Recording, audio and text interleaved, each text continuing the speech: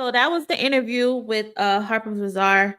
I'll leave the link to the full interview in my description. With the interview, of course, there's going to be people who are upset for some reason. The last couple of weeks, there's been like discourse about journalists and artists not doing interviews with them. Many of them feel like artists are running to like streamers to push their content and abandoning journalists, possibly due to trying to like avoid hard hitting questions. And in my opinion, I kind of see both sides of the coin. Yes, I do feel like some artists are avoiding journalists, possibly to duck hard hitting questions if they have something crazy going on. I remember when Meg had her situation with Tory going on, and she decided to go sit with, I believe it was Gayle King. Some blogs, they had pushback. I know Joe Budden had pushback, but for some reason he always has pushback with Meg, so it wasn't surprising. And he felt like, oh, she should have sat down with a hip hop blog. And I'm like, no, Meg should not have sat down with a hip hop blog, especially with how bad you guys covered the Tory Lane case. No, she should not have sat down with the hip hop publication. None of you did your research.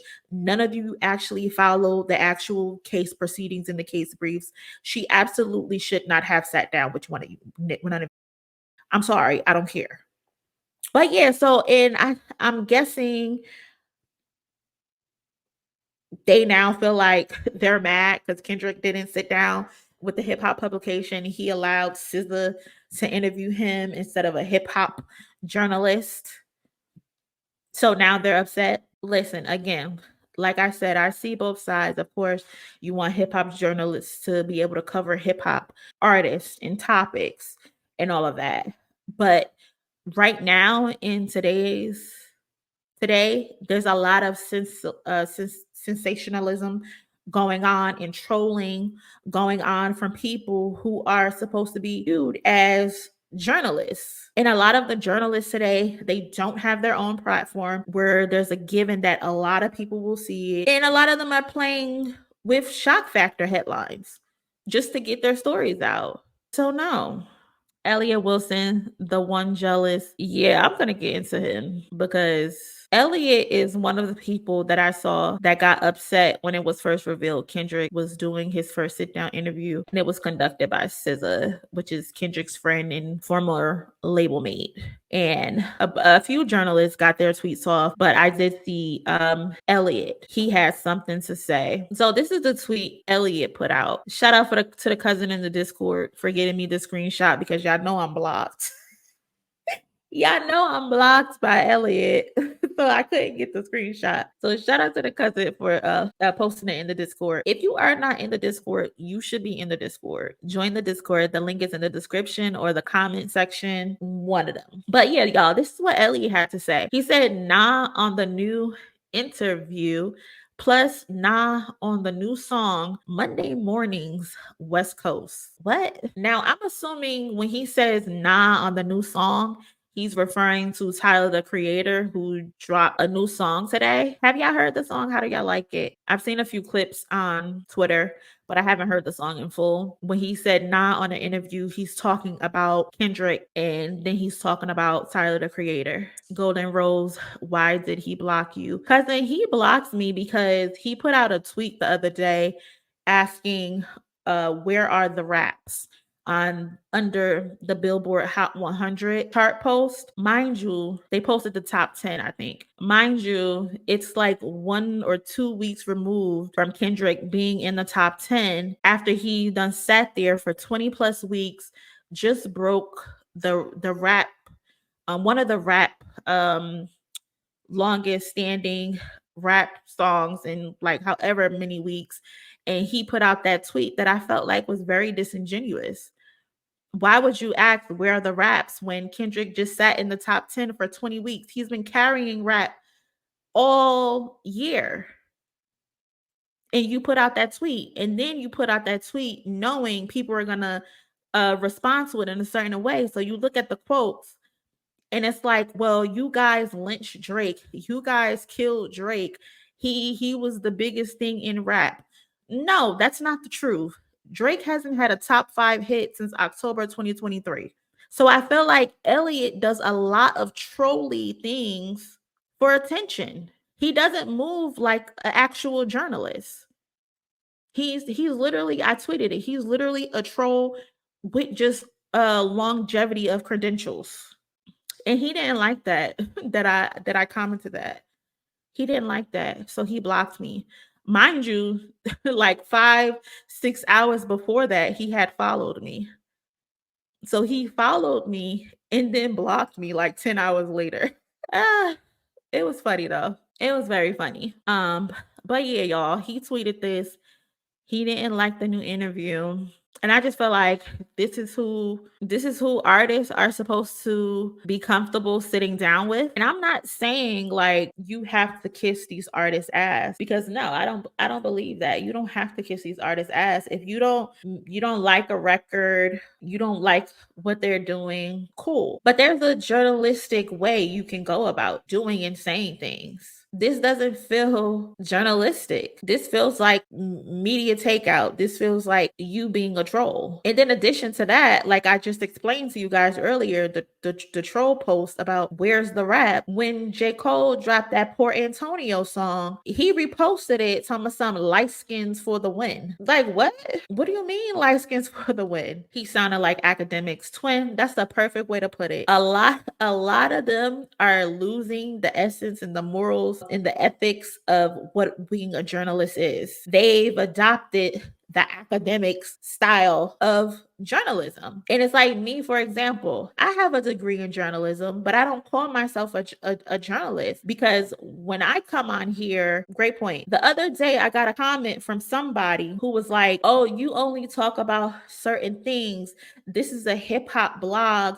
You should be talking about other stuff and other people. And I had to leave a comment and tell them, this isn't a hip hop platform. I'm just a girl from New Jersey who likes to come on here and give my opinion on shit. I can call myself a journalist, but I'm not going to do that because I don't conduct myself like a journalist. I'm not straight to the T. I'm not to the books. I'm not to the ethics of journalists, even though I adopt some of those principles of being not presenting salacious information and not just telling you gossip. I give you guys the opportunity to take what I'm saying and take from it what you will. But I'm not a hip hop platform. I'm going to get on this YouTube that says chilling with Moni and talk about whatever it is that I want to talk about. And if you don't like it, I tell people just unsubscribe, because again, this isn't a hip hop platform. I talk about hip hop on here and I talk about different artists, but that's not what this is. And I don't want anyone to get that confused. But Elliott is supposed to be a journalist. He's not supposed to be trolling and being messy. That's why people of importance don't want to go to him and sit down with him. That's why you didn't get this interview. I don't even know why he thought he would get this interview. The man had to put out a copyright strike on you because you thought it was cool to alter his work. You thought it was cool to remove the second verse of Meet the Grams. And you think that man's supposed to sit down with you? Boy, bye. You doctor my work and then think I'm supposed to sit down with you? Absolutely not. You cannot want to be taken seriously by someone like Kendrick Lamar as a journalist and get one of the biggest interviews of the year when you operate the way you operate. Mind you, I ain't telling nobody how to do anything, but you have to be in tune with obviously why no one wants to sit down with you. Again, you're literally nothing but a troll with longevity and connections under your belt. That's how I see you. My little opinion doesn't matter, but that's how I view you. If I was someone like Kendrick Lamar, I would not sit down with any of you for an interview. I would not sit down with any of y'all for an interview. I'm sorry.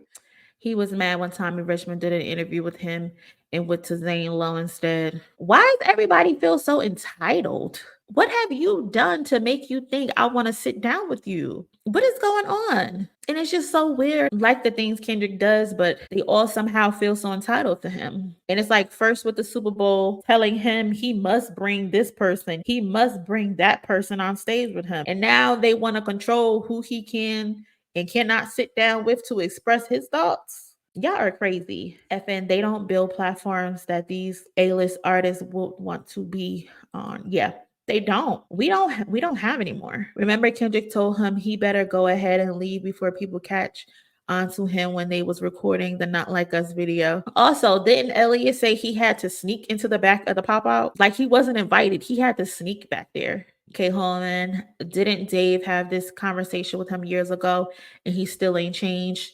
Literally, Dave Free did an interview. Dave Free don't do interviews.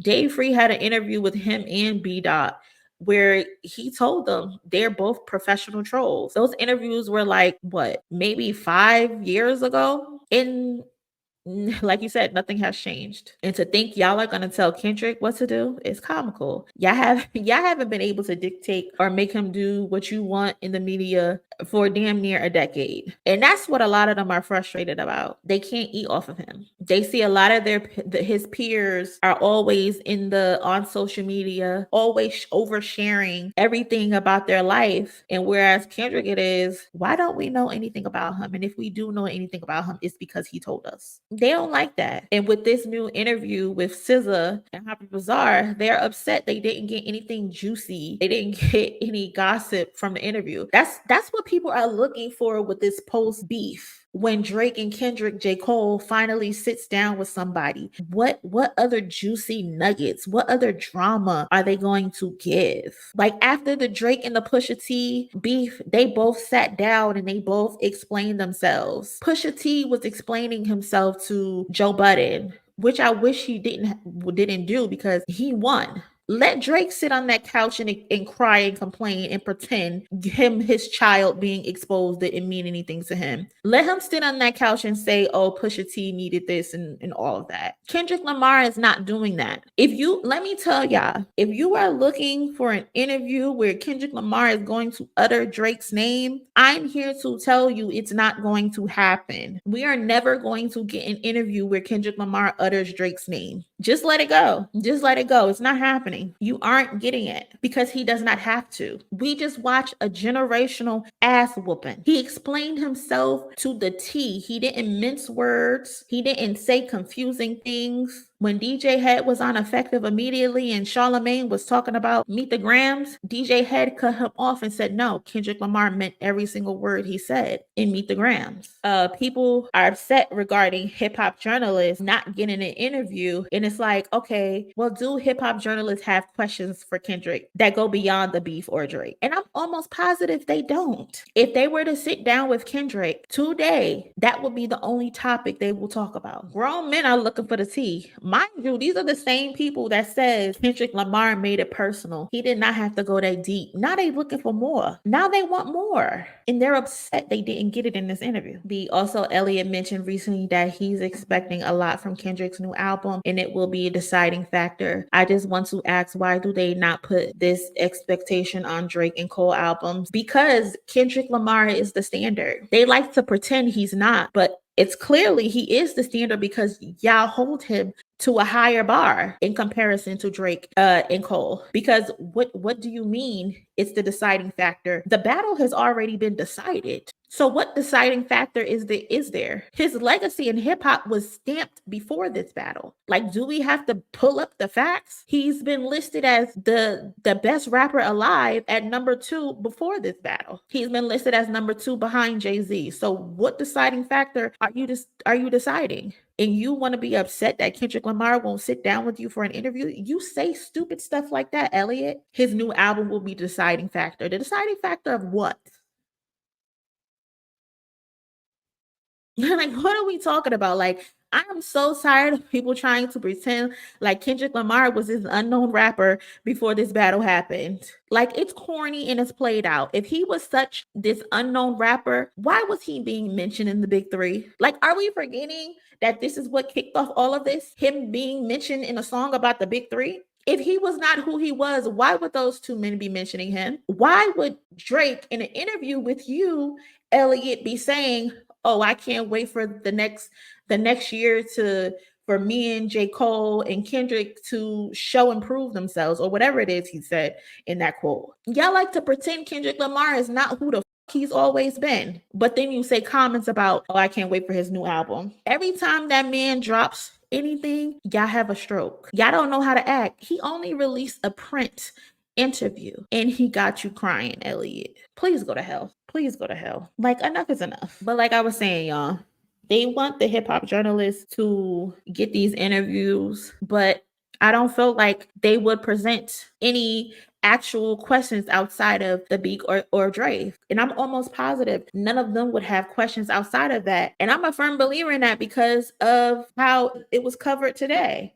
The main topic from all the hip hop related accounts today were hyper focused on his comments about not like us or the lack thereof. Not only did they highlight the question regarding not like us, they all misinterpreted what he said about it. They all thought he was talking about what the song means and not what the words not like us means to him as a person, as a man. And he explained it perfectly. They're mad because the interview was short and sweet. They wanted him to get down to the nitty gritty and explain each line. Oh, and this line you said this, you said that. What did you actually mean about that? By that, my nigga is straightforward to the T. Like, I would not sit down with none of y'all. And it might sound harsh, but a lot of you hip hop journalists are not that bright or have the range to handle an interview, especially not right now. Complex voted Akademiks the #1 hip hop platform. Do you know how down bad we have to be if Akademiks is voted #1? Like, that should tell you the state that we are in.